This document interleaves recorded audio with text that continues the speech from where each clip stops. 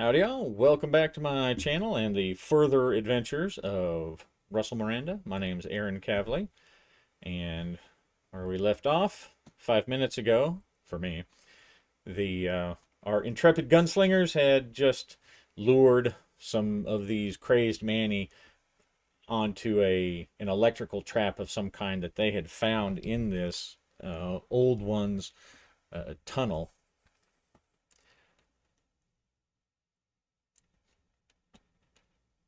And so the tunnel continues on for miles. They walk miles through it. The lamp, it's a slow burner, but they're starting to get a little, a little concerned about how much oil is left in the lamp. But every so often there is one of these spark bulbs, so they're going to keep on going. One, because they've come this far, and two, they're trying to rescue young David House.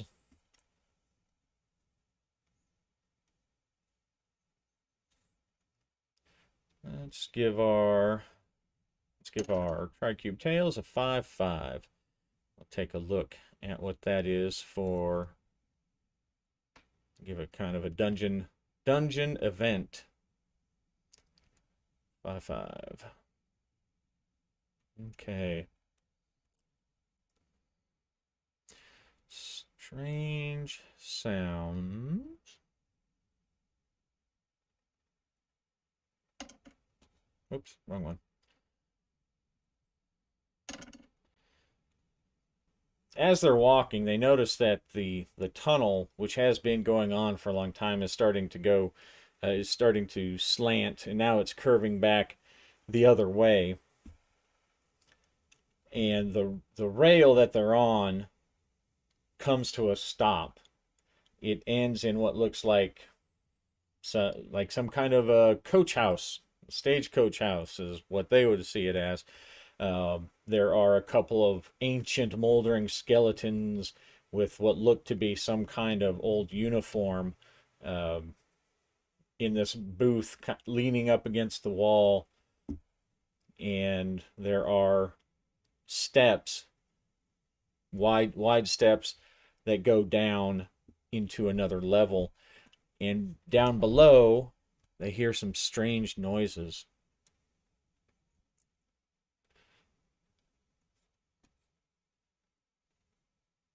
That's as they go down. Let's see what our ace. Okay, interpret and draw again. Boy, I tell you. Oh well. A 5. So a 5 is a new person. All right. Well, let's see what our new person looks like.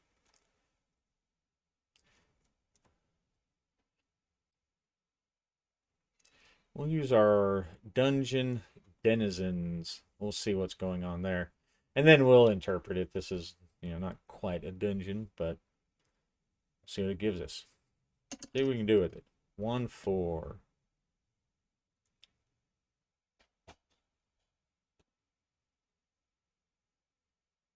A chimera or a hybrid, or a 4/1. A hydra or a serpent. Okay, well, let's see. It seems like maybe a bit much, but we do know, at least from the lore, that there are the slow mutants, and there's creatures who have mutated underneath these things. So, yeah, we'll say yeah, it makes sense. So, all right, so they're going down the steps. Is it brighter or darker? Higher is brighter. Okay, so it's a little bit brighter. There's a couple of more spark bulbs in the level that they're going down. And they go down to they go down these steps to what looks like another staging area, and another length of rail goes off into the darkness. But they hear this noise. They're hearing this noise, and they look to the side, and there is uh, there's a door, and it looks kind of like the booth before. There's a door, and there's a bar across the door, and the wooden there's wooden planks covering the windows, whereas up ahead, above, they saw the skeletons through these windows, broke windows.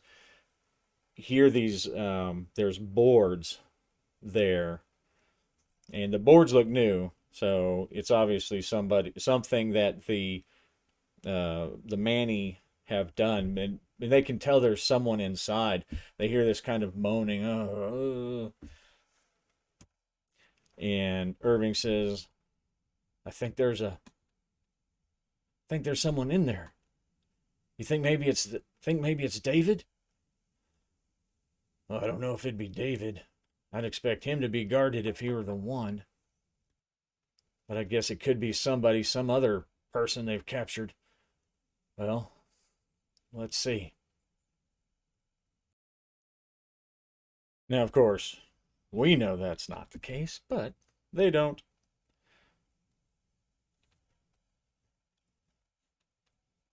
So they step forward. Russell says, "I'll I'll lift the bolt. You get ready." And so Irving sets the lantern down and he gets his guns just in case. So Russell lifts the bar up and he peers inside, and he lets out a scream as the well, not quite a scream, more like a manly shriek. He lets out a manly shriek as he opens and he sees the shambling human-like creature, except it's missing patches of skin, and its head looks like a giant rat almost, and patches of skin that look like they're covered with hair. It's actually that there's patches of rat. They're little rats, part of the rats. It look like somehow they've melded directly onto the skin, and each one of them squeaks, and the thing leaps. It's super fast, and it leaps at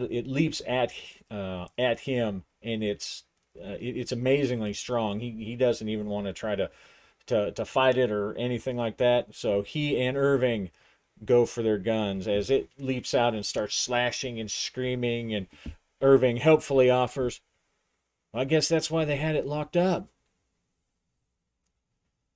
All right, so it's going to be standard. I'll give him a standard, but I'm going to give this guy, he's going to be kind of a toughie between the two.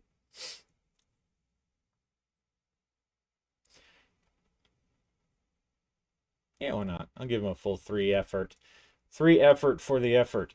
The thing's a beast. It's a monster, and the initial part of this scene is going to be a standard agility challenge. That's to get out of the way of the thing because it comes out claws scraping and screaming, or scraping and slashing. Standard agility 2.6. Okay, good. So Russell manages to the door is thrown open, and he manages to get back to his feet quick as it leaps out, and he rolls. He gets up and he rolls out of the way as it leaps past him, and screaming, and he and Irving.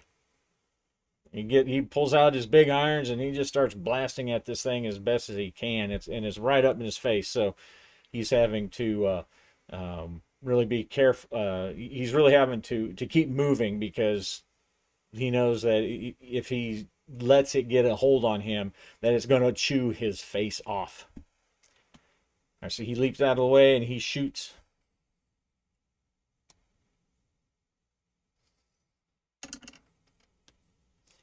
All right, a 5 and a 2.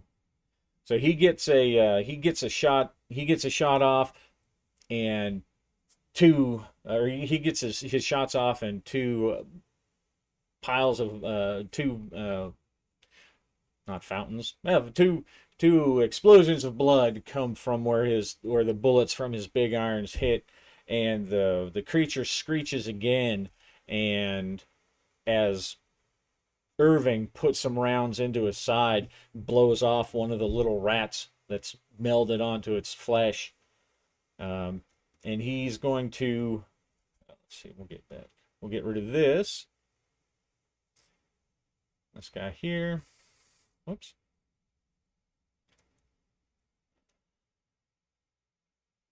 Well, I just want to put it away. I put these things too far. So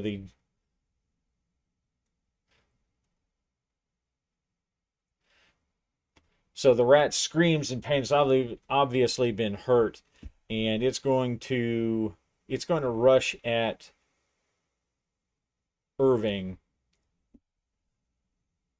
And let's see. I'm just going to do like a 2-6 roll for him, an agility roll. Well, he's probably agile. So, oh, okay. So Irving does not get out of the way. He keeps shooting as the rat creature chimera leaps at him and claws him, and he gets him down, and he's clawing and fighting. Irving still trying to fight, trying to get his revolver in position, but he's hurt. All right, now Russell, he's going to keep on. He's going to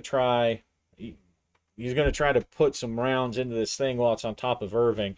Now, if he botches it, that means he ends up blasting holes in Irving, is what's going to happen.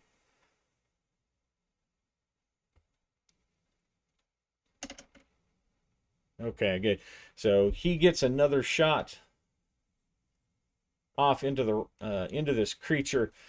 This one, like up above its shoulder. He's not blazing away because he doesn't want to hit Irving, but he does get a shot in, and it's above Irving, or above the creature's shoulder, and he rolls off of Irving and screeches and looks up with these enraged kind of eyes that are these rat eyes that are glowing in the dim light of the spark bulbs and the lantern that they've got set to the side.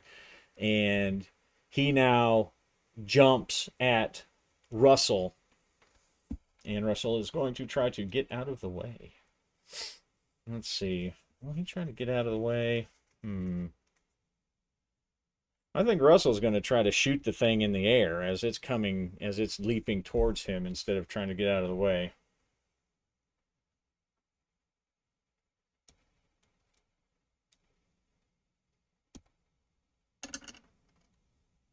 Okay, 0 successes. But he's going to use his karma, activate his Big Irons perk, and that's going to turn it into an extreme success because it went from a fail to double fours. And as it leaps up into the air, and Russell doesn't even pause. The battle rage has descended upon him, and he just boom, boom, boom, boom, boom.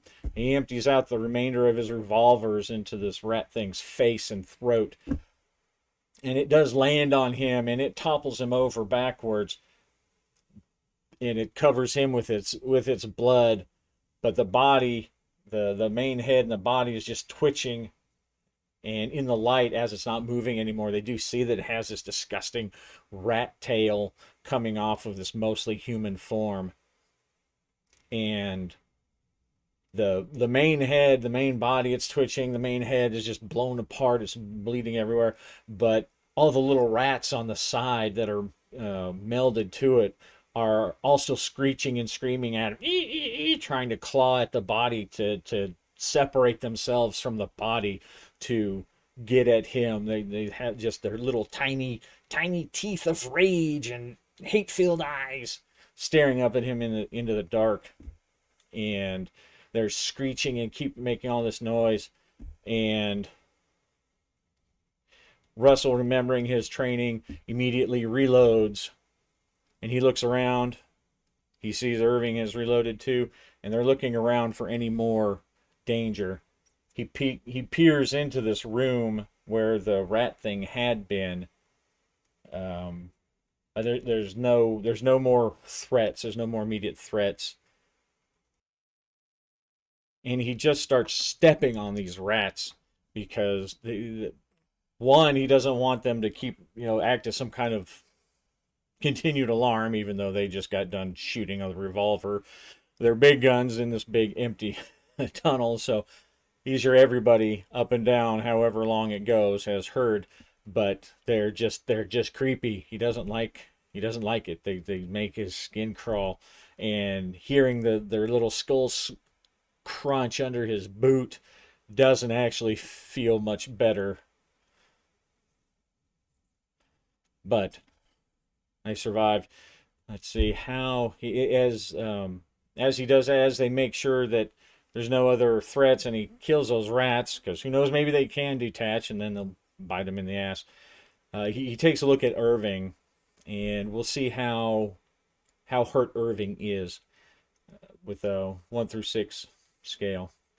Oh, bad, bad. So Irving is he's bleeding severely from some of these wounds, and it almost he's standing there. He's putting a good face on, but as he's Russell can tell that he's losing strength and he's losing blood. This monster really did a number on Irving, and after a moment, he staggers a little bit, and Russell sets him down, tells him to put his guns away, and sets him down, and starts pulling away his clothes to see the extent of the damage. And there's claw marks. His face. It didn't even look like that thing was on there very long, but it must have got a good grasp on his neck, because there's deep furrows in his neck and blood is just gushing. Russell, hey, all right, partner. Here, let me see what I can do. You're done up pretty bad. And of course, the gunslingers are trained in healing and first aid and stuff as uh, part of their training. And he pulls out a small pack of bandages. I imagine something that they probably carry in a coat pocket, something like that, and a little emergency kit and a little satchel or whatever.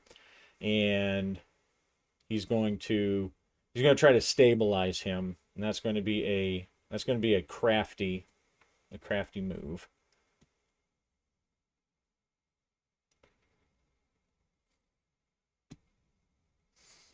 And I'm going to leave it as yeah, I guess 5. I'll leave it at 5 since that's what the damage roll for 5 was. We'll see if what he can do. Oh, no. So he manages to staunch some of the bleeding, but he can tell almost immediately after he's got the bandage wrapped around that Irving is still in a real bad way. All right, look, just don't move. Um, I'm look around. Let me look around.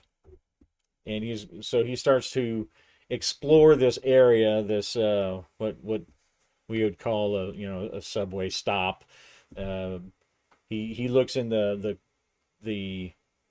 he examines the room that the rat creature was in. Does he find anything? I'm gonna say probably it's not likely. The man, he obviously had the thing locked up. Although I guess they could use it to guard some kind of treasure, possibly. So I'll give it a 5 or a 6. There's something interesting or useful. It may not be useful, but it might be interesting. Okay. Is this thing useful somehow? Maybe some kind of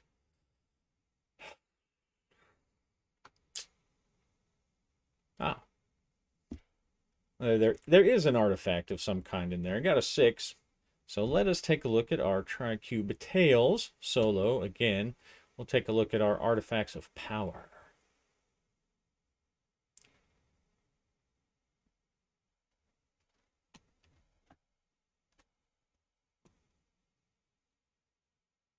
It has the form of 33.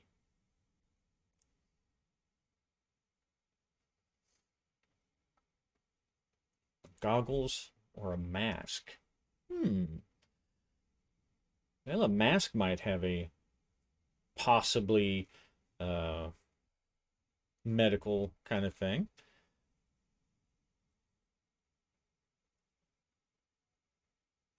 Let's see. Let's see what the trappings of it are. And to be honest, I don't really envision that, there's some kind of useful, um, there's some kind of useful first aid kit or something left over from the old world that doesn't have a bunch of expired band-aids, band-aids in it. But uh, I haven't used this thing yet, so there's a mask. The 1-4 result. Let's see what that does. 1-4. Okay. So for trappings, I would say birds are airborne. That doesn't make sense to me. 4-1 insect or bugs. No.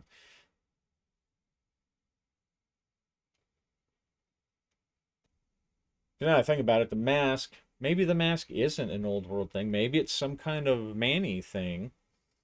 And with the birds are airborne. Let's see what its other things. A 4 and a 2.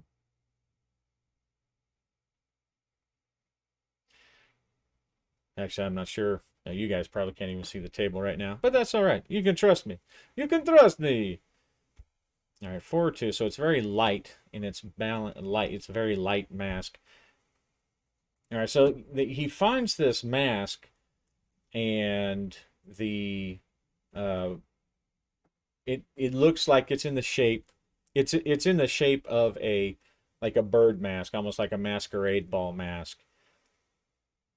It doesn't scream out to him anything that would be useful, but it does feel that this is part of that gunslinger instinct. It feels like to him that it may be useful in the near future, or maybe that it's important in some way, maybe an object of power of some kind.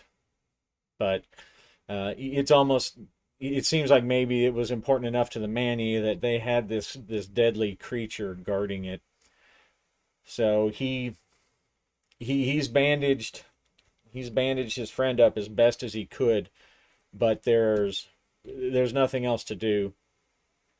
So he gives Irving, he's getting weak. He gives Irving the lantern to hold in one hand, and they continue on down into the darkness, because at this point they've traveled so far that he would not it wouldn't do any good to try to go all the way back and then all the way up to the hut and then try to ride down. So he wants to try to find some safe place, if there is a safe place, to maybe keep Irving. We've got to get you someplace safe. You're still losing a lot of blood. There's no safe place here. I'm all right. Let's go. So they continue on down the way, and it's the only way forward is down this new track. It's on a different track. The same thing is kind of happens as they look the one direction, which would be kind of back towards the way they came. That goes down a little while and is collapsed. It's full of rubble.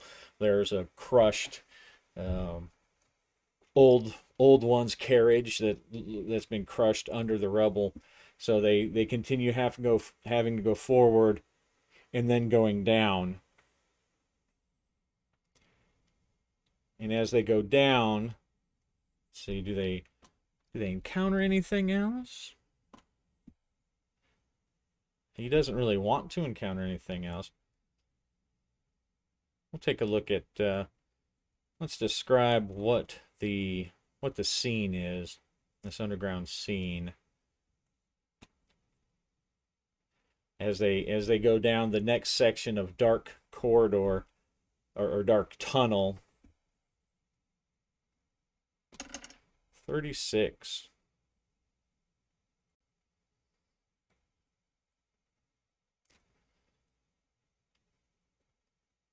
36. Lavish decorations. Okay. So as they come down the tunnel, and suddenly he notices, Irving doesn't really notice. He's kind of he's barely at this point holding on to the lantern. He's very weak. Russell's got him under got him by one shoulder, and he's got his pistol out in the other hand, and they are pressing forward. As Russell looks behind every now and then, he can see that there's blood, a trail of blood. So he's hoping that there's not going to be any more giant rat creatures or dogs or any kind of strange underground blood tracking or blood drinking monster that's going to come after them. Even though Russell has been, he's thinking as he's going through, having seen this monster and having seen these strange things that the Manni were able to do, and now in this strange alien place of the old world, there are artifacts in Gilead. He's seen artifacts from the old world. He's seen the ice makers and he's seen the spark bulbs there. But this is some kind of hidden, dark place that he would only have imagined in stories that his mom told him when he was a child.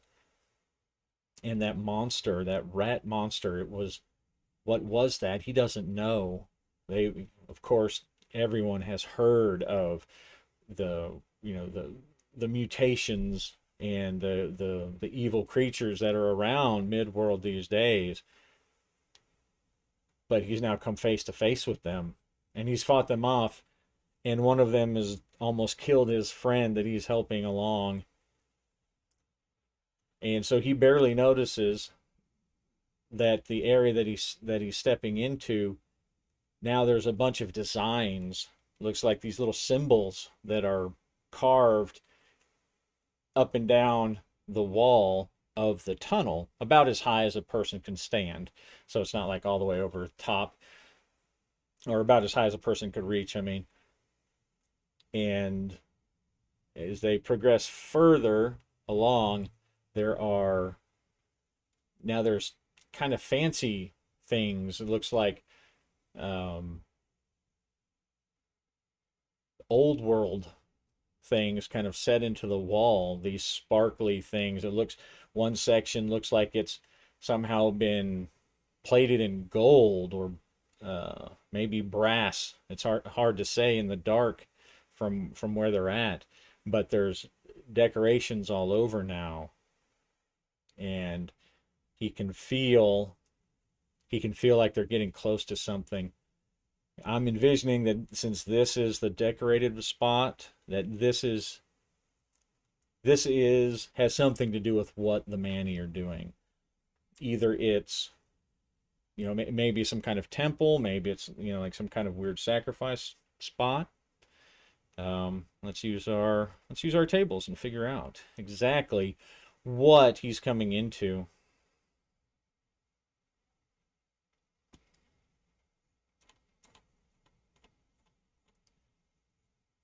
Let's see.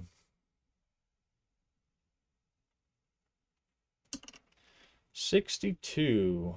We will use our complex questions. We'll see what it's about. What is this about?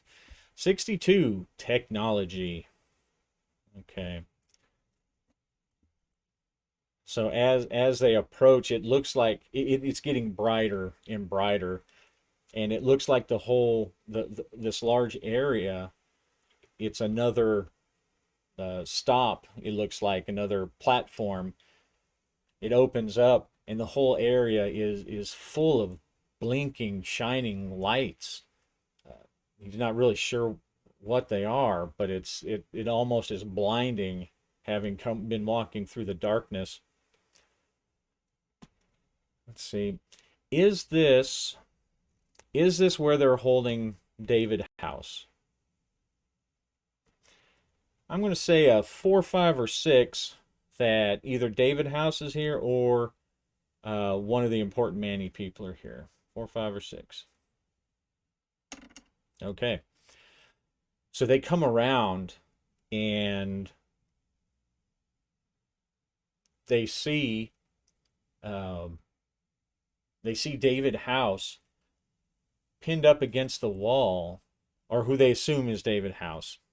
They see a child about 8 years old who looks like what the parents had described, and he's pinned up against the wall, like in a frame of some sort on the wall, and there are these strange wires plugged into him. 2 of them are plugged into his neck. It looks like he has this strange crown on, and from the crown is another wire, a cable, and it's going back into the wall behind him where he's pinned into this frame. And as he looks, let's see, how is Irving doing? The higher the better. He's still messed up, but higher the better. Okay, so he's not doing great. He's definitely slowing down. And let's see what our scene is. This is obviously going to trigger some kind of scene. Okay. Primary subplot, negative. Okay, so not good for them. I'll just interpret, see what it is. Okay, an easy crafty challenge, but that's going to be negative. So as they walk around, it's the boy up on the frame that catches his attention. But as he quickly comes to himself, snaps himself out of it, he looks around and he sees that there is what looks like some kind of portal next to him. Not quite like a door, but it's a portal, and it is softly glowing. And by the portal, in front of the portal, there is a semicircle of Manny. They're holding hands and they're chanting, and one of them stands in the middle of the semicircle, basically between the semicircle and this area of the wall that's glowing, and he has what looks like a big brass Christmas ornament, and it's floating there before him. And the man he looks ancient beyond days. His face is completely wrinkled, at least the parts that he can see beneath the huge beard that just covers all the way down to his knees. And he has this bright blue cloak. Everyone else's cloak is kind of dirty like the other ones, but his is bright blue. And as he's staring, he has these very prominent green eyes that Russell notices, because they're almost hypnotic as he's sitting there chanting in this language. And as he's sitting there talking, he looks at Russell and Irving as they kind of come into view, and the old man screams, "Interlopers! Interlopers!" And some of the Manny that are connected together, they turn and they come out. About 4 or 5 of them, they come out. The others can close ranks, and they continue to hold and chant and these uh, people are, let's see, it's going to be an easy, crafty challenge.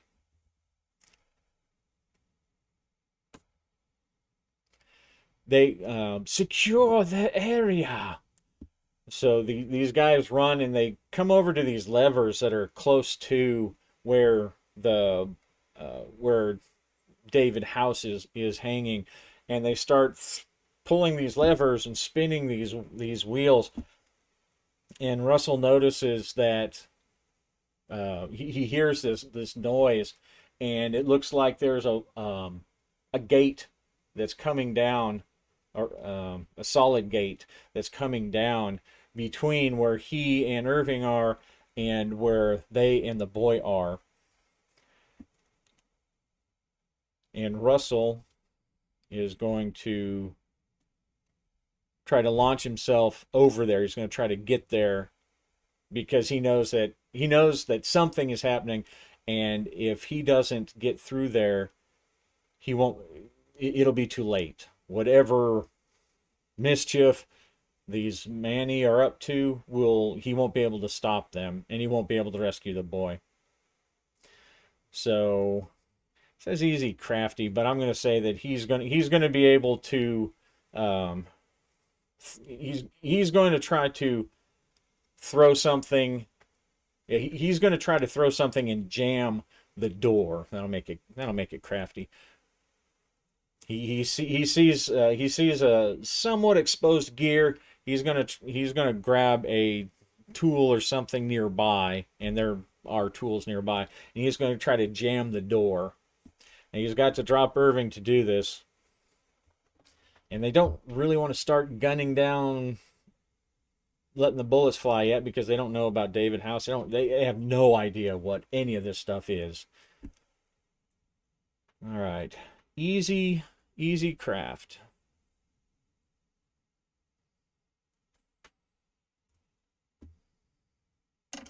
All right.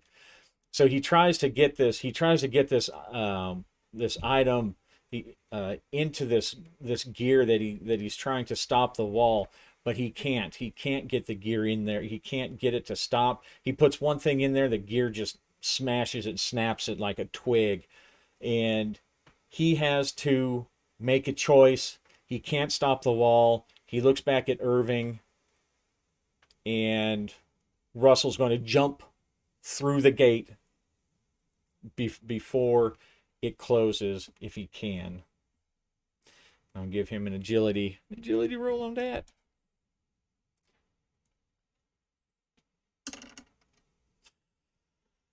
Let's see. Well, nope. All right. So he tries to get through. He tries to climb up, but he can't get through it. He gets partially up there, but then the wall's about to shut, and he has to let go. He has to push himself free, and the gate slams down, and now he can't. He can't. He doesn't know what to do now.